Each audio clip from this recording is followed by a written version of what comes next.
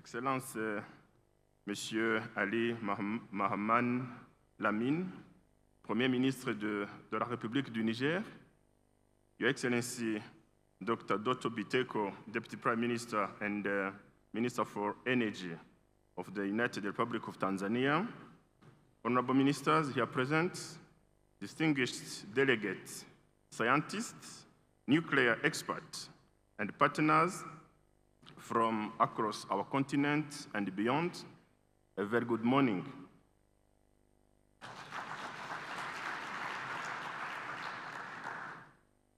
On behalf of His Excellency Paul Kagame,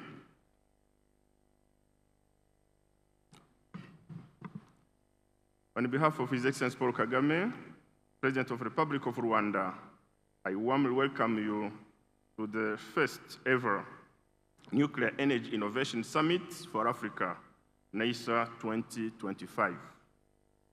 Let me begin by thanking all our partners.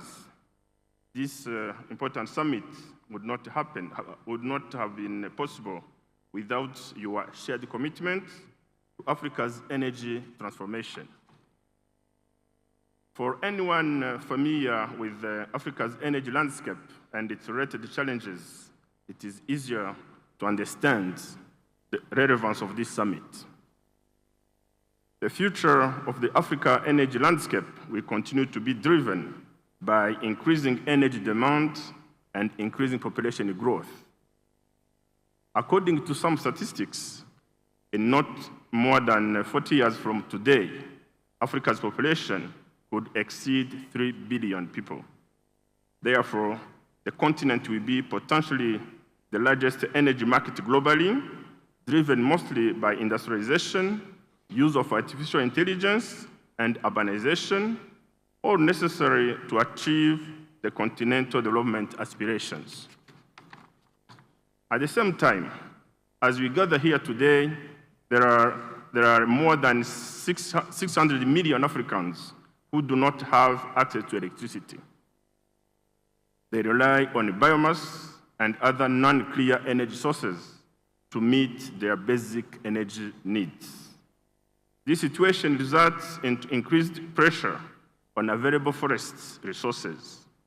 It further puts at risk natural ecosystems that are already suffering from negative impacts of climate change.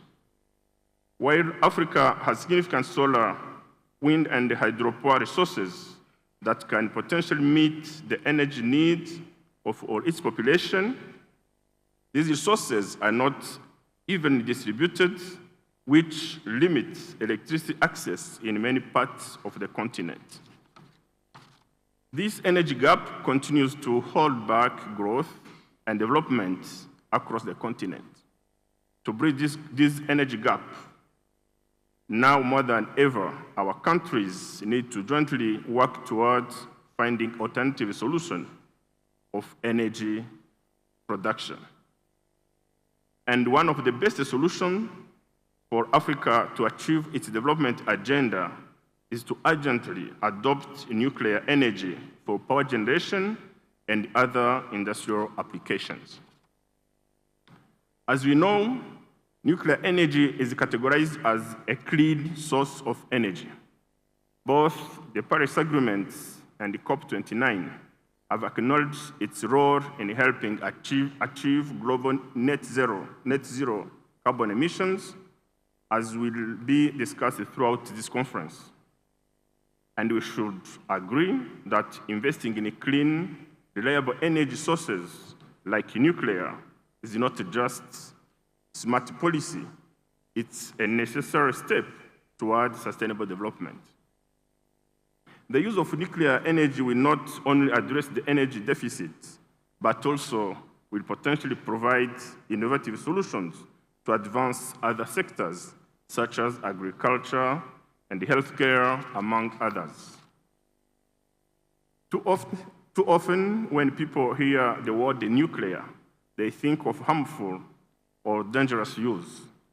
But contrary to this perception, that's not our focus. This gathering is about nuclear energy for peace, innovation, and development. As you know, climate change is already harming the energy sources, sources we have relied on for years. That makes it more urgent to find new, reliable ways to power our homes, communities, and economies. Take the example of Zambezi River.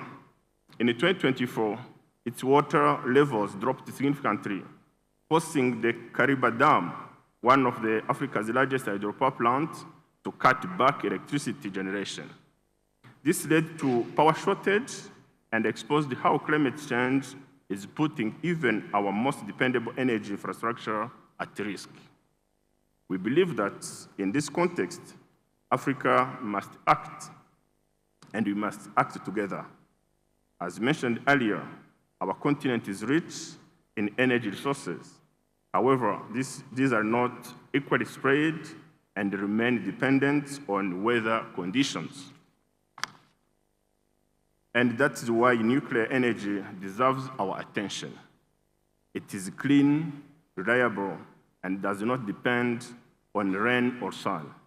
It provides consistent power day and night. Distinguished guests, here in Rwanda, our Vision 2050 aims at making us an upper middle-income country by 2035 and a high-income country by 2050.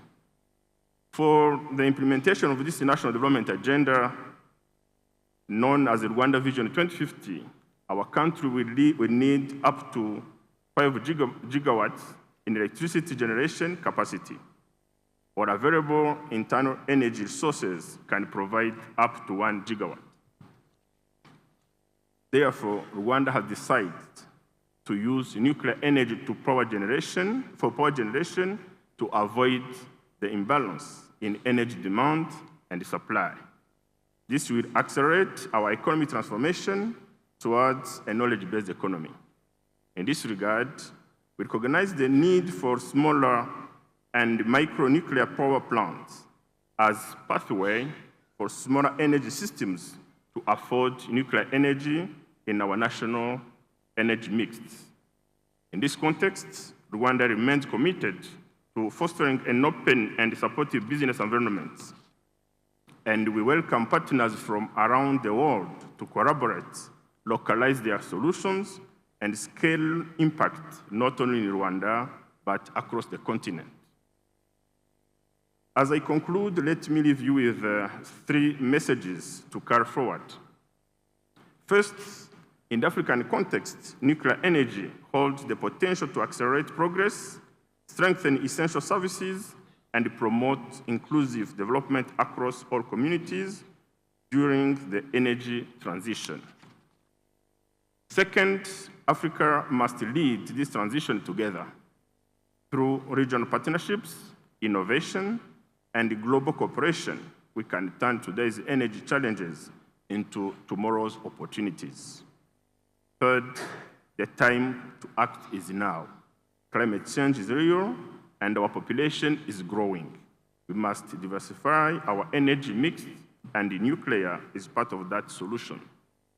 With these remarks, I now declare the 2025 Nuclear Energy Innovation Summit for Africa officially open. I wish you fruitful discussion.